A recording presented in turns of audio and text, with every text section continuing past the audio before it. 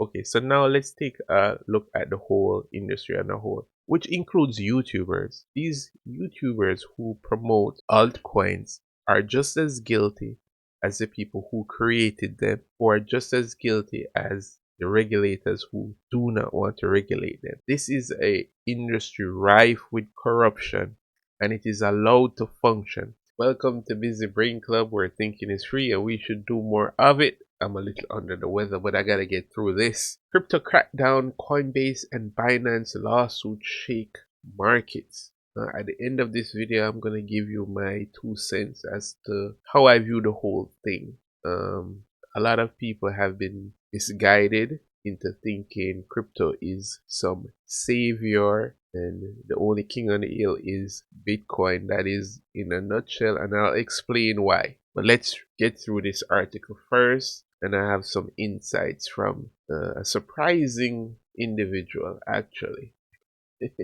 Most people think this man is a joke, but he's paying attention. Anyways, the SEC actions indicate a push to require crypto businesses offering securities to follow the same rules as traditional stocks and bond exchanges. They want separate rules for themselves. The SEC is saying the existing rules are enough. The Securities Exchange Commission sued two of crypto's biggest players this week in an effort to end what the authorities see as an era of lawlessness in the industry. In more blows to the cryptocurrency sector, two of the biggest players were sued this week by the Securities and Exchange Commission. On Monday, the agency filed charges against Binance, the world's biggest exchange, and the next day it accused Coinbase, the only publicly listed exchange in the United States, of violating securities law. This is something that has been spoken about several times. I've made videos about it. Jack Mahler has been crying about this issue that the SEC needs to do their job, and but there's a little bit more nuance to this, and I kind of see where Gary Gensler, even though I don't necessarily like Gary Gensler, but I understand what is going. There's two sides to this whole debacle, and you'll get to understand as when I explain in the end. The SEC's chair, Gary Gensler, has long insisted that most crypto tokens are securities and therefore fall under the agency's jurisdiction. Many digital assets enthusiasts, including some regulators and lawmakers, say Mr. Gensler is overreaching. There are notable similarities between this week's cases. The SEC accused both Binance and Coinbase of operating securities exchanges and selling digital assets that it says should have been registered. But in its suit against Binance, the SEC also accuses its chief executive, Zhangpeng Zhao, of civil fraud, while its case against Coinbase does not claim fraud or name the company's chief executive, Brian Armstrong, as a defendant. That's it. Here's what we know so far about the SEC's crackdown on crypto activities. Seems as if Binance is doing most of the hanky panky, and so the SEC is dropping the hammer on them first. Oh, look at Gary. Nice socks, Gary. The SEC accuses Coinbase of operating as an unregistered broker. The SEC said Coinbase made billions of dollars facilitating the sale of crypto assets as an unregistered exchange and deprived investors of significant protection. The agency has argued that most crypto products are no different from stock, bonds, or other securities, and that companies offering them must register with the agency and make accompanying disclosures like any traditional exchange or brokerage. Coinbase and the SEC have been in a long public battle over the agency's stance on digital assets. Last year, Coinbase petitioned the SEC for new rules, and in April, it sued the agency for failing to act on that petition. The company has been lobbying Congress and calling for legislation. Coinbase's chief legal officer, Paul Greenwald, testified before the House Agriculture Committee on Tuesday about a draft bill released last week that he said would make the rules clear in practice, not just theory. Mr. Greenwald added, the solution is legislation not litigation. Now let's get to the Binance situation. Binance is under fire for about a dozen security charges. So this is the meat of the matter. Binance is accused of funneling billions of dollars of customer money to a company owned separately by Mr. Zhao. The SEC charged Mr. Zhao as well as the company and accused Binance of about a dozen other violations, including misleading investors about the adequacy of its systems to detect and control manipulative trading. I think they were doing manipulative trading. Someone posted something on Twitter. I don't know if I find it where they shut down trading, but for some reason there was a bot that was still running. The argument is if you shut down trading, it should be for everyone. How comes there's still a bot running? And I think they made a mistake and it showed their hand that their market, some of the market that is on Binance is manipulated by bots that Binance perhaps are are in charge of, maybe, or they are aware of. In addition to those charges, Binance, like Coinbase, is accused of operating an unregulated exchange and issuing cryptocurrencies that the agency said should have been registered as securities. Among them was its own token, which trades as BNB, as well as about 10 other popular tokens. Binance denies the charges. On Tuesday, the SEC asked the federal court for a temporary order freezing Binance US assets. The Commodity Trading Futures CFTC also charged Binance with violating commodities law in March. Yes, I remember this. I remember this lawsuit. Question is, what about FTX? The accusation of customers' fund mismanagement against Binance are somewhat reminiscent of charges leveled late last year against the FTX crypto exchange and its founder, Sam Bankman-Fried.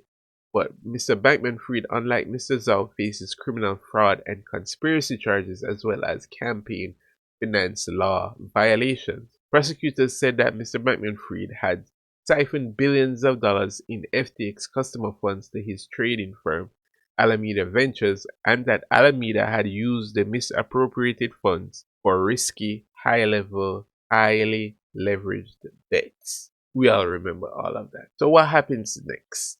Binance said the SEC was trying to unilaterally define crypto market structure with headline grabbing enforcement actions and vowed to defend our platform vigorously, the company wrote in a post on its website on Monday. Coinbase has similarly said that it intends to fight back and that it will continue to lobby Congress for new legislation. Companies hope crypto legislation will help eliminate the stain of recent scandals and legitimize the industry, which has a reputation for lawlessness. But lawmakers don't all share the same sense of urgency, and regulations may be slow. The enforcement actions could play out before any bill is passed, leaving hotly debated questions to the federal courts. Listen, and I'll get to my analysis in the end, but there's a reason why the legislation is slow, and the reason why Gary Gensler feels that the existing legislation is good enough to oversee the crypto industry. And I'll explain that in a little more detail. Just let me get through this article. From the industry perspective, that indirect path may end up working out. The Supreme Court has shown a willingness to limit agency power, and crypto lobbyists are very aware of the implications. In the next term, the justices will reconsider a doctrine that currently requires courts to defer to agency expertise, which may further curb administrative authority. We're seeing the potential erosion of one of the major tenets of our jurisprudence and a possible change in the scope of authority of administrative agencies, said Sheila Warren, chief executive of Crypto Councils for Innovation, a Washington lobbying group that represents Coinbase and others. She added, "It's going to be wild." Now, what I want people to pay attention is, where's the Bitcoin lobbying? So Bitcoin was created to essentially fix a problem, a very big problem that we've had with central banks. Central banks control the money we use to measure everything. It measures our work output and we get paid a salary or we get paid a wage.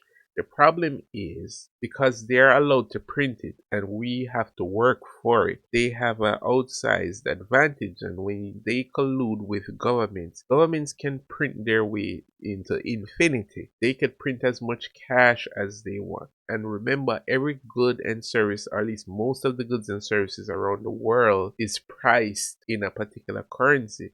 Fortunately, the US has their currency as the essentially the reserve currency of the world. When you go on websites, everything is priced in US dollar. Oil is priced in US dollar. So if they needed to, if oil is priced in US dollars and you can print it, you could literally print oil into existence. And you print the money and you just buy the oil. So the argument is you're giving people paper, which is essentially worthless, for actual goods and services. You're giving them paper for gold, and the paper that you're giving them is something that you can willy-nilly print just by a few people, few hundred people to agree to print more money. That's basically what it is. It is not fair, and it creates so much asymmetries in the system. So Bitcoin is there to solve that problem. It has a monetary policy that is fixed and you can't change it. And it's not censorable. Anyone can use it. There's no country on the planet or individual on the planet that cannot use the payment network in itself, even though it is not at the size that would probably interest a country per se, except probably El Salvador. But El Salvador is a very small country, so bear that in mind. But larger countries that need to trade in very large volumes cannot use Bitcoin in itself. The existing fiat system is corrupted by the policies of the central bank, and it brings about this scarcity mindset that fosters criminals and grifters and financial gurus and so forth. And all of these people see Bitcoin and decide they wanted a piece of the action. Whether it's intentional or not, developers came in and developed alternative coins to Bitcoin, not because they think it is of use. They imagine it. The very founders of these altcoins have no intention for it to be a useful venture. They're just using words they procure from the Bitcoin space, the blockchain, decentralization, and they create the what people call shitcoins and do very good marketing to unsuspecting investors. And we have invested damn near $500 billion, if not more, on these alternative coins. What you don't know behind the scenes is what Gary Genza knows. These coins are actually unregistered securities. Most of them have a pre-mine. The founders have a big boatload of them. They get pumped onto the market and marketed to you as being better than Bitcoin, or it's supposed to do some decentralized purpose, right? And this has been going on for years, and you might ask yourself, why is it wasn't regulated? One, because the existing regulations were sufficient for those types of coins, because they were actually unregistered securities, but they're just in a different space they call the cryptocurrency space. If you notice, Bitcoin is always being separated. Hardcore Bitcoiners will always separate Bitcoin from crypto space because we understand what the difference between both things are. They are very, very different things. Bitcoin is not here to compete with gold. What Bitcoin is here to compete with every fiat currency. There are also other things at play. One of the things that I realized, and I will do a video on the history of Bitcoin. The people who benefit from the current fiat system, no, they cannot censor, shut down, or get rid of Bitcoin. That is, they cannot do it. And the only way they could continue their control over the society is to delay the adoption of Bitcoin. And one of the best ways to delay the adoption of Bitcoin is to have a distraction and allow the distraction to happen. So I'm saying to you, altcoins, Ethereum, and others are allowed to exist because it distracts the public from Bitcoin, but also allows the grifters to show up, claim authority, and claim all types of things with the hope that they will lose your money, because they will. It is an unregulated industry. So when people put their money into it because they believe the marketing and they lose their money, it influences not just the price of these altcoins, but it affects the price of Bitcoin. And that's the only thing they could try to do, is to help suppress the market cap and the price of Bitcoin. And they allow these games to be played over and over and over. And it just gets to this point where Gary Gensler is between a rock and a hard place where he has to do something. And so his target now is Binance. His target is now Coinbase. Perfectly ignored FTX. Perhaps he didn't know. I don't know. But now he has to do something. Everyone is looking for some regulation or some insight as to what is going on. And Gary Gensler is smart, because what he's doing is saying, you know what? I'm not giving you any new regulation because most of you guys are unregistered securities. Notice Gary Gensler has an exception for Bitcoin. Okay, so now let's take a look at the whole industry as a whole, which includes YouTubers. These YouTubers who promote altcoins are just as guilty as the people who created them, or just as guilty as the regulators who do not want to regulate them. This is a industry rife with corruption, and it is allowed to function. After the hammer is being dropped on Binance and crypto, I'm hearing people, YouTubers with thousands of followers, say things like, not your keys, not your coins, withdraw your coins off the exchange. I've never heard one of them say you better sell that shit because it's going to zero. I've never seen anyone say, let's investigate. Is this a security or is it really just money? They're all securities. And that is the fundamental problem with everybody on YouTube that is promoting these altcoins. People who have good content on other subjects. But when it comes to the crypto space, they just turn a blind eye to it because why? They've made so much money from it, promoting it online. That this, yeah, I like, they'll say things that they're doing the same thing. They're doing the same thing that was done when people used to go on CNBC and say they like a particular stock. The amount of reach CNBC had, it had influence over the price of stocks based on the presentation of whoever that shows up, whichever billionaire that shows up on CNBC and says, I like Target stock. Target stock would actually trend upward or whatever it is. It doesn't matter what stock it is. So the people on YouTube are doing the same thing with their different altcoins. There are 22,000 altcoins that currently exist. All of them can't be good. In fact, most of them are garbage. And this is just the first step of the crackdown on crypto. Bitcoin, people don't have to worry about this. There's no CEO of Bitcoin. It is issued by no one. And so this is the end of my analysis of it. In the next video that I do, I'm gonna explain a little history of Bitcoin so you can better understand like how we got here to begin with these altcoins. It's just a bunch of greedy people that's trying to beat a system that has been oppressing us for years, and they have no regard for your money because they are all rich. All of these people who have created these coins, they are super rich. Anyways, until I see you in the next video, stay safe.